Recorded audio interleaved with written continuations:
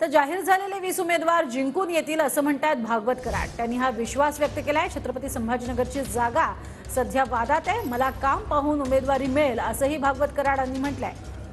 तर छत्रपती संभाजीनगर जिंकणं अत्यंत महत्त्वाचं आहे असे ते म्हणाले. कराड आहेत. कराड साहेब, तुमच्या पार्टीतल्या अनेक सहकाऱ्यांना काहींना नव्याने संधी मिळाली आहे तर काही जुन्या सहकाऱ्यांना पुन्हा संधी देण्यात आलेली आहे.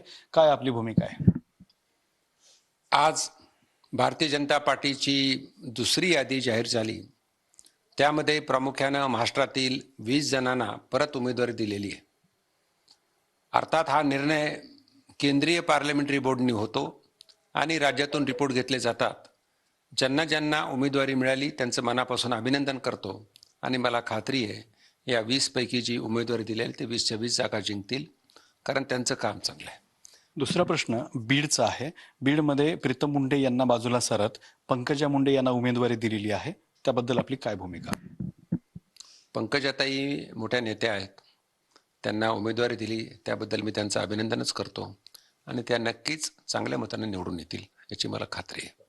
आता तुमच्या समर्थकांना पडलेला दुसरा प्रश्न असा आहे की ही 20 जणांची यादी जाहीर झाली, मात्र त्यात भागवत कराड यांचं नाव नाही. संभाजीनगरची जागा सुरुवातीपासूनच शिवसेना का भाजप या वादात आहे आणि तो वाद ज्यावेळेस संपेल त्यावेळेस नक्कीच काम पाहून मला उमेदवारी मिळेल याची मला खात्री आहे, कारण संभाजीनगर जिंकणं हे अत्यंत महत्त्वाचं आहे. कॅमेरामन विकी सोबत दत्ता कानवटे, TV9 मराठी, छत्रपती संभाजीनगर.